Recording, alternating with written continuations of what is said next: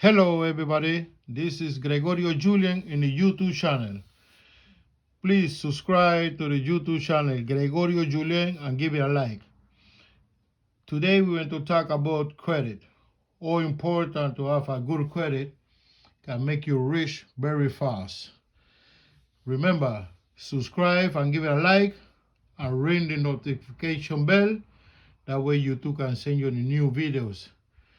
This is Gregorio Julian. Subscribe and give it a like, and let's get started. How to get rich with credit.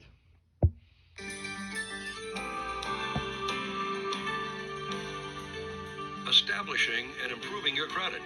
Let me be perfectly clear from the beginning. You don't need credit or cash to buy real estate, but having good credit is definitely the icing on the cake. While it's true that you can purchase real estate without credit, when you start to establish a credit history, your investment efforts can improve dramatically. I was a child of Depression-era parents who taught me not to owe money, so I learned early to pay cash, and the result? When I began my real estate investment career, I had no credit record at all. I mean, I didn't have bad credit, I just had no credit. But that didn't stop me, and I was still able to borrow hundreds of thousands of dollars without filling out a credit application or a loan application. I borrowed at single-family home by single-family home, apartment building by apartment building, and I borrowed it from sellers, and I borrowed it from partners. Nevertheless, to secure financing in a real estate transaction, it's extremely helpful to establish a credit record. Having a good credit report is important in another way, too. It means you can obtain some credit cards. And those lines of credit may be just what you need to pay off some closing fees or to buy supplies or renovate a property you plan to flip and profit from. And it's amazing. Credit breeds credit. Once you become a successful investor, you'll find credit extended to you everywhere. If this is an area you've neglected, give it some attention. It'll pay off in the long run, in real estate investing and in all areas of your life. In this audio chapter, I'm going to discuss how credit can help you in your real estate investing career, how to obtain and evaluate your credit report, how to dispute any errors in your credit report, and how to establish new credit from scratch, repair bad credit, or improve your existing credit. Let's begin. I want to make it clear from the start that you do not need credit to buy real estate if you use creative methods to do it. Many of the techniques I describe in this course for buying property with no money down work regardless of your credit rating. That does not mean, however, that your credit can't help you. The simple fact is that if you establish and maintain good credit, you multiply your investment possibilities. Good credit increases your financing options, which in turn opens doors to investment opportunities that would otherwise be closed to you.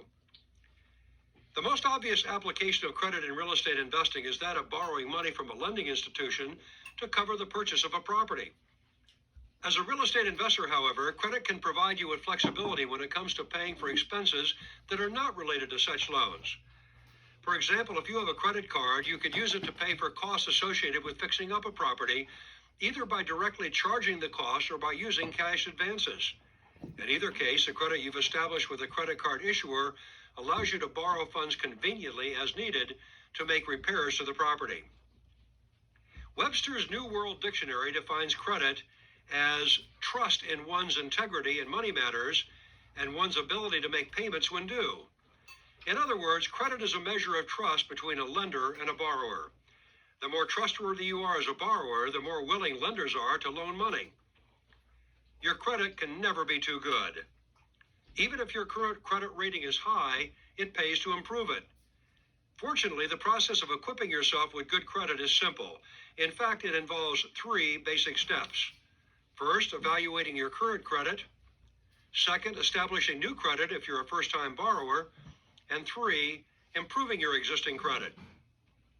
The first question you should ask yourself is, how creditworthy am I? If you go to a bank and ask for a loan, will the loan officer approve your request? Knowing the answers to these questions will tell you how to best create and/or improve your credit. Most institutional lenders and businesses make lending and financing decisions based, in part, on credit reports, which contain information regarding an individual's borrowing and paying habits. To obtain such reports, the lenders or businesses contact local credit bureaus, which have access to the credit data compiled by one of the three major national credit repositories. The major credit repositories act as nationwide clearinghouses for personal credit information. They collect and store information that describes the credit history of individuals, and then they provide that information to local credit bureaus or to the individuals themselves for a fee upon request. Your credit report is a history of your borrowing and paying habits. It includes information concerning your past and current loans and credit cards, who you borrowed the money from, and how faithful you've been in making the agreed upon payments. Because your credit report tells about your credit history, it plays an important part in determining whether a potential lender will consider you to be a good or a bad credit risk. That's why you need to know what's on your credit report and how to correct any errors it may contain. In many cases, your credit history will determine the loan terms offered by the lender. By law, the major credit repositories must provide your credit report to you upon request. At the same time, they must also inform you of anyone who has asked to see your report in the last 6 months. If you've been denied credit in the past 30 days, the credit repositories will provide your credit report free of charge to you. Otherwise, they'll charge a fee that is set according to federal and state laws. To obtain copies of your credit reports, you can send written requests to any or all of the three major credit repositories I just mentioned. Their names are Equifax, Experian, and TransUnion, and you'll find their addresses and contact information in the appendix of my No Down Payment Manual. Any request you send should include your name, current address, employer, social security number, and your date of birth. If you've lived at your current address for less than 5 years, you should include previous addresses. You should also include a copy of a photo ID, for example, your driver's license, and a recent utility bill to help verify your address. If you have access to the internet and a valid credit card, you can request and view your credit report online by visiting the internet website addresses for the credit repositories. For that matter, you can also obtain your credit report from my own website, www.carltonsheets.com. Credit reports come in different shapes and styles, but they all typically include two types of data: general information and a credit score. The general information includes your personal data, credit history, and any other information that might tell a lender how trustworthy you are when it comes to paying back loans. The credit score is a number based on several factors that a lender can use to compare your credit worthiness to that of other borrowers. As a rule, credit reports contain the following types of information: personal data, including your name, address, date of birth, and social security number, your credit history, collection agency information, courthouse records such as liens, judgments, and other court filings, additional information including former addresses and employers, and inquiries, including a list of requests for your credit information that have been made in the last 24 months and the purpose of each request. Credit reports can seem a little hard to read at first because they typically use codes to summarize information. The reports, however, include instructions that explain the codes, and some credit repositories even provide hands-on assistance and tips concerning how to read the report. You should know that credit repositories do not pass judgment on whether or not a lender should loan money to you, but they do summarize your borrowing and paying behavior, and in some cases summarize your credit worthiness in the form of an overall credit score. The score is used to rank how your credit history compares with that of other borrowers. A loan officer can use the score, together with other criteria, to decide whether or not to approve your loan. Each credit repository uses its own formula to compute your credit score, but the formulas are all based on a modified version of a scoring model created by Fair Isaac & Company Incorporated. That's why credit scores are often referred to as FICO scores, the first letters of the company name. The Fair Isaac model is proprietary, so it's impossible to tell exactly how each score is computed. Certain factors, however, are known to affect your score. In order of importance, they are: first, major derogatory items on your report, like bankruptcies, collections, foreclosures, and slow pays. Second, how long you've been at your present job. Third, your occupation. 4, how long you've lived at your current address. Number 5, the ratio of your current balances to your available credit line. Obviously, the lower the ratio, the better. Number 6, whether or not you own a home. Number 7, the number of recent credit inquiries, and the fewer the better. Number 8, your age. 50 or older is considered lower risk. Number 9, the number of credit lines on your report. And number 10, the number of years you've been in the credit repository database. Generally, your score is based on the following percentage breakdown. 35% is based on your track record of making payments on time. 30% is based on your current activities, including the number of credit cards you own and their existing balances, your available unused credit, and the balance on all other credit transactions. 15% is based on the length of your credit history. 10% is based on your new credit and what it's being used for, and 10% depends on the type of your current creditors. For example, loans from finance companies are frowned upon. The fact that each credit repository uses its own modified version of the FICO model to score your credit history means that there is a variation in scores between the different repositories. Therefore, you cannot compare scores issued by the different credit repositories against each other. Very few people have spotless credit records, although if you're one of them, good for you. It's also true that credit repositories are not perfect and that credit reports sometimes contain errors or misinformation regarding credit histories. For example, if you bought an item and charged it on your credit card, then returned the item because it was, defective, but due to a clerical error, you were never credited for the return, your monthly statement might still show an outstanding balance for the amount of the purchase. While you're resolving the issue with a credit card agency, the outstanding balance might appear on your credit report as an overdue payment. Based on a study prepared by the United States Public Interest Research Group, 70% of all credit reports contain errors of some kind, and 29% contain serious errors. Common errors include amounts erroneously reported to have been opened that are either delinquent or designated to the wrong individual. The Federal Fair Credit Reporting Act, the FCRA, gives you the right to dispute errors you find in your credit report. If you're ever denied credit by a lender, the FCRA requires that the lender provide you with the name and address of the credit repository that supplied the information used in the credit screening process. If you inform a credit repository of an error, it is required to investigate your claim within 30 days. In particular, they must present your claim to the source of the error, for example, a merchant or a doctor or a bank. The source then investigates the error and reports directly back to the credit repository. If the investigation confirms your claim, the credit repository must provide you with a written report of their results and must change your credit report accordingly. If the dispute is not resolved to your satisfaction, you can add a brief statement of 100 words or less to your credit file describing the dispute and telling your side of the story. The credit repository is required to include a summary of your statement in all future reports. If you've never borrowed money before, you'll need to establish new credit before you can start developing a credit history. Moneylenders require 4 or more open trade lines as evidence of sufficient established credit. And these trade lines can be banks, credit card issuers, or major department stores. You can accomplish this either by obtaining credit cards or by using a credit pursuit strategy. The first method is a straightforward technique for establishing basic credit. The second method is more complex than the first, but can quickly lead to a strong credit rating. These days, almost everyone has at least one credit card. If you don't have one now, you should make it a goal to get one. Credit cards are a convenient way to establish and develop credit. In the current economic climate, credit card companies face stiff competition from each other, and many offer cards with no annual fees and low interest rates.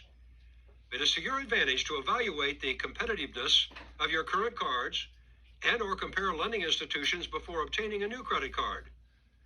It is generally advisable to have more than one credit card, but you should think twice about obtaining more than 2 cards, especially if you have difficulty in controlling your buying impulses.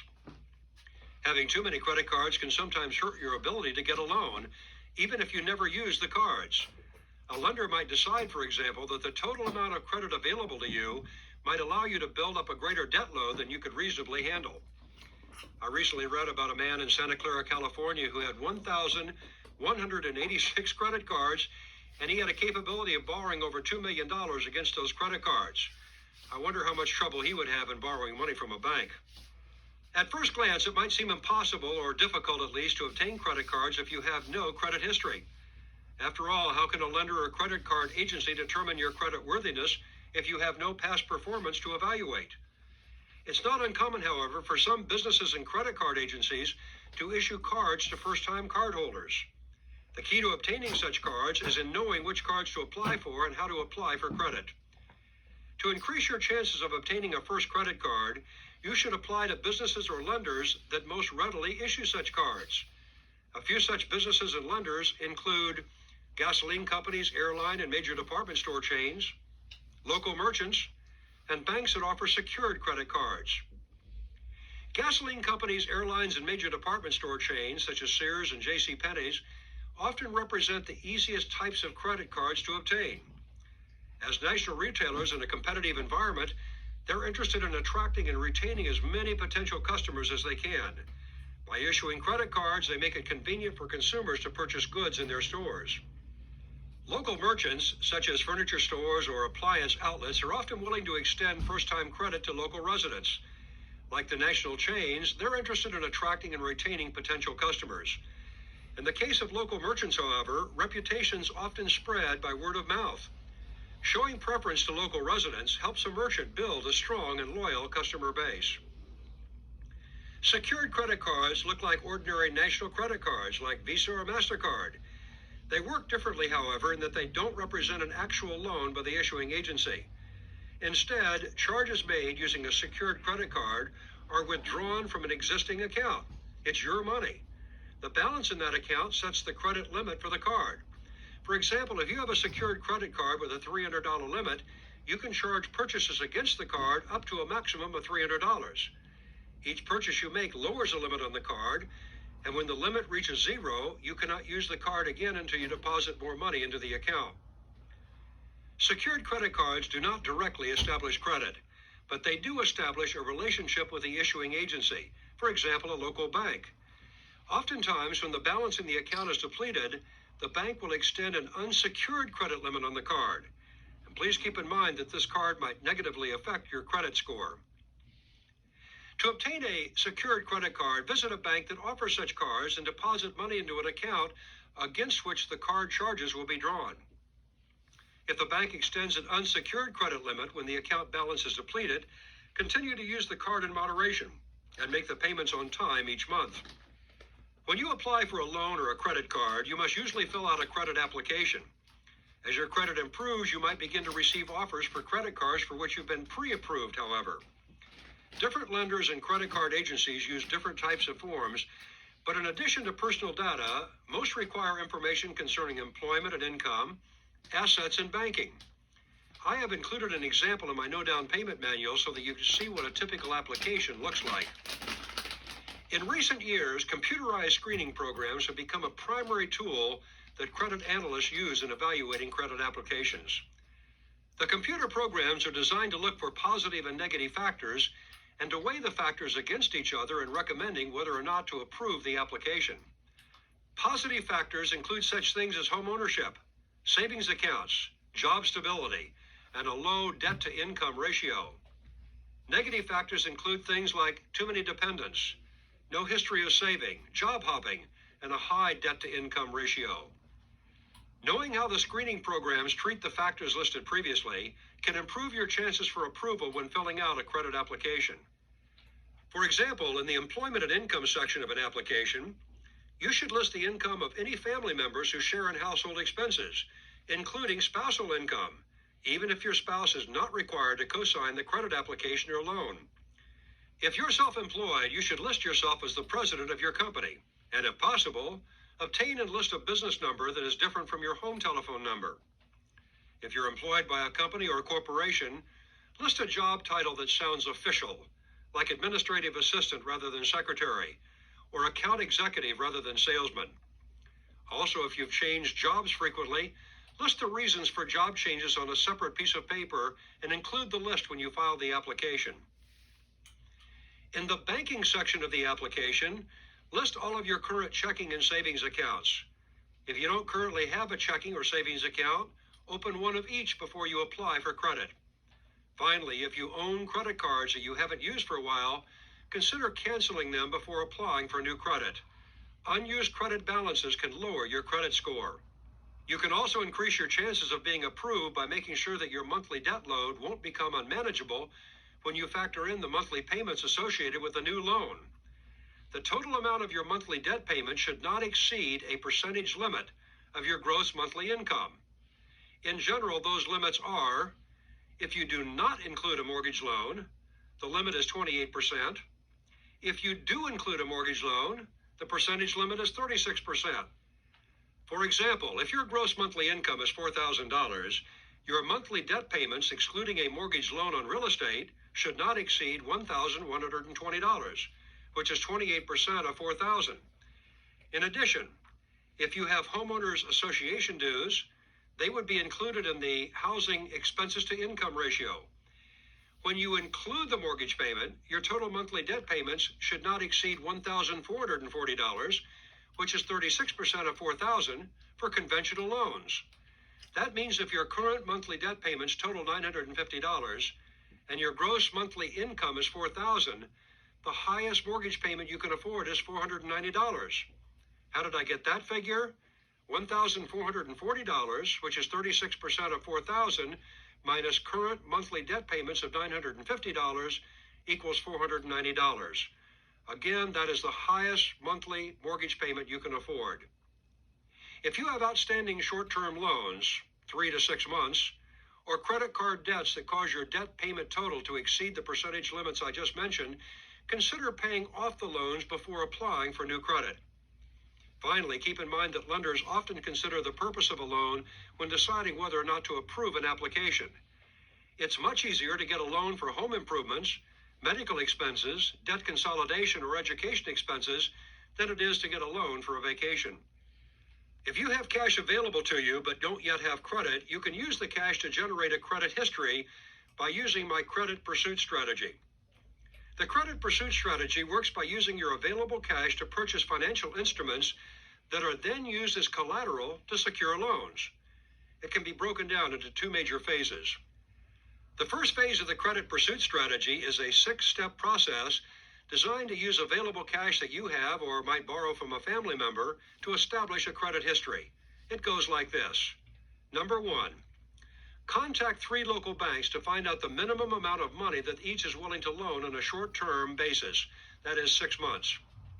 Number 2, visit each bank and purchase a 6-month certificate of deposit, that's a CD, in an amount equal to the minimum amount that the bank will loan on a short-term basis. For example, if the minimum loan amount at a given bank is $1,000, purchase a CD in the amount of $1,000. If you don't have $1,000, borrow the money from a family member or a friend. As you'll see in a moment, the money is not at risk.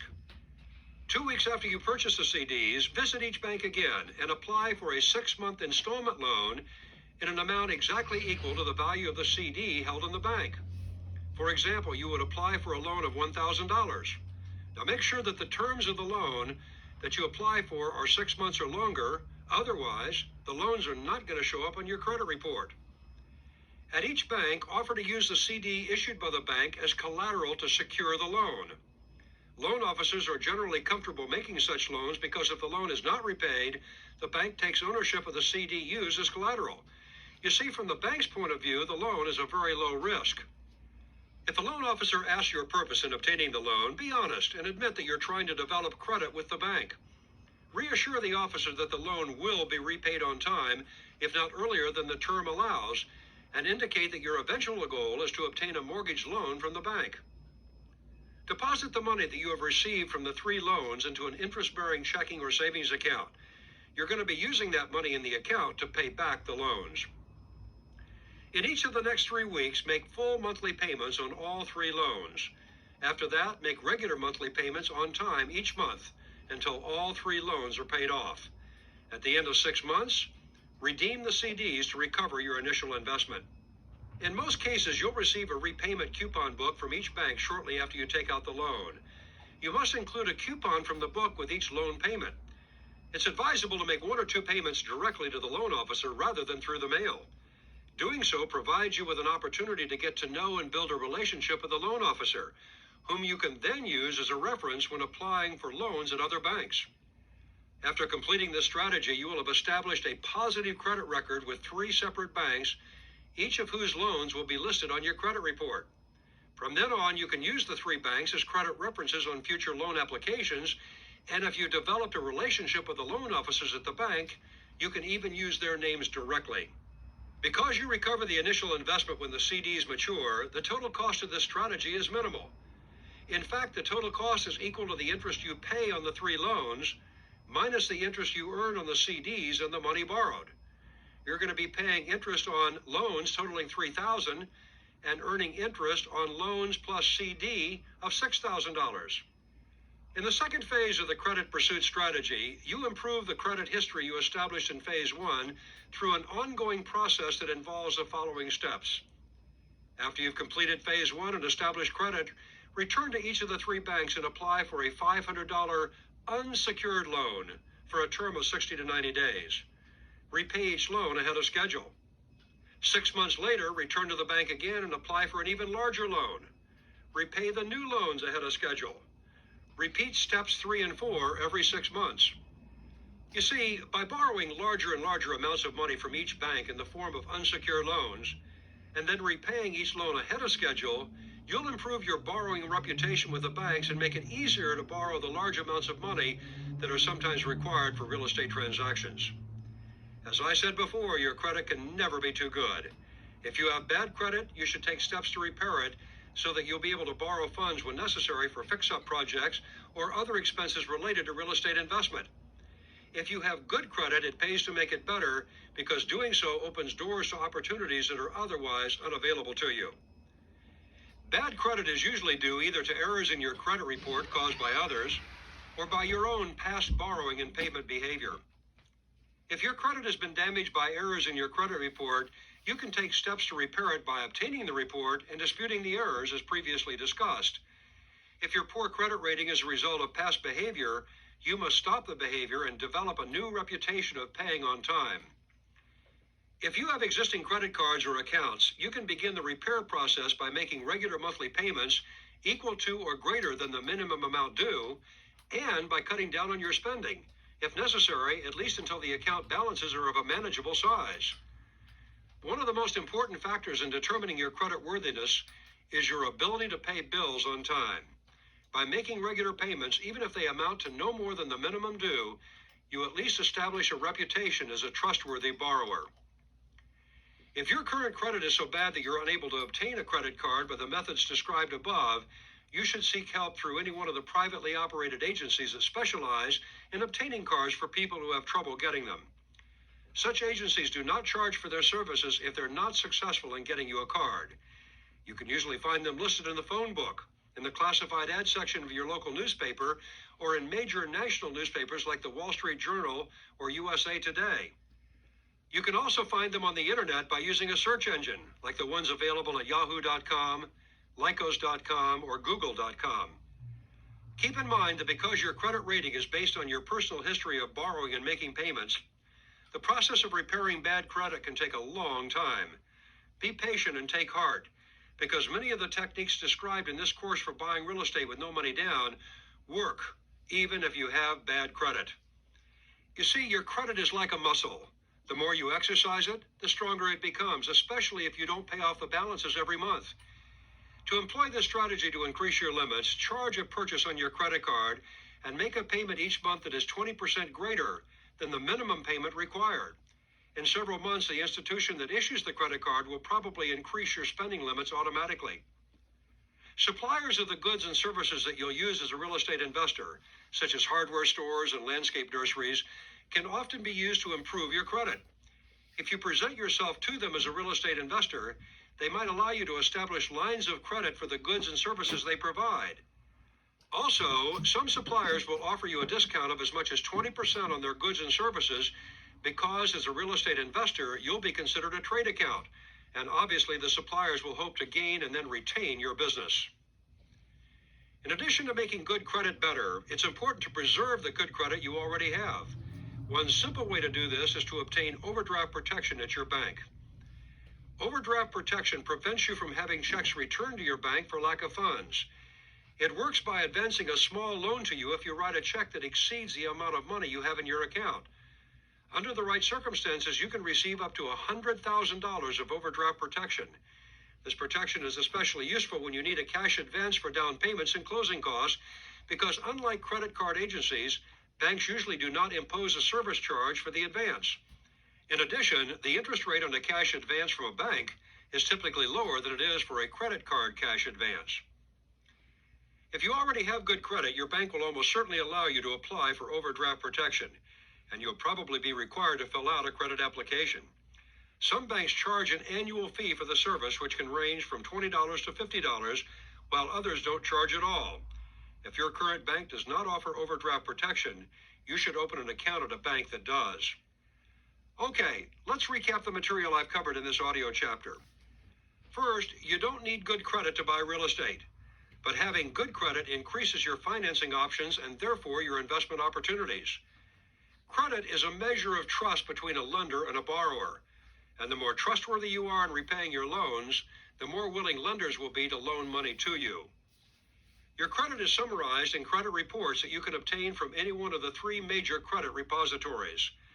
As a first step on the road to real estate investing, you should obtain and examine copies of your credit reports and take steps to establish or improve your credit history. If you don't currently have a credit history, you should establish credit as soon as possible and begin practicing techniques to build good credit. You can establish credit by obtaining a credit card from an easy credit source or by using the credit pursuit strategy described in this chapter. If you have bad credit, you should take steps to improve it, such as disputing errors in your credit report and/or obtaining a new secured credit card that you can use to develop good payment habits. If you have good credit, you should make it better. For example, by opening lines of credit with suppliers, requesting higher spending limits on your credit cards, and using your cards regularly and only paying the minimum balance plus 20% instead of paying off the balances every time. You should also obtain overdraft protection from your bank, which will allow you to obtain cash advances using your ordinary checking account. When I first started investing in real estate, I had no credit at all. As I was growing up, my parents, who were very conservative, advised me never to borrow money. They suggested that debt is bad. I followed that advice, and when I became an adult, I had no credit. My credit wasn't good or bad, it just didn't exist. Despite my lack of credit, I was able to borrow over $500,000 in the first 18 months as a real estate investor, and I did it without credit, financial statements, loan applications, or income verifications. How did I do it? One property at a time. Single-family home by single-family home, apartment building by apartment building. For the most part, I borrowed the money from partners and the sellers whose property I bought. Banks and institutional lenders were not involved. Over the years, I've learned the importance of having good credit. While I was cautious early in my life about borrowing money, I soon realized that incurring debt to acquire something that will go up in value, like real estate, is called good debt and can be advantageous. On the other hand, borrowing money to acquire something that will depreciate after you buy it, such as clothes or a car, is called bad debt and should be avoided if possible.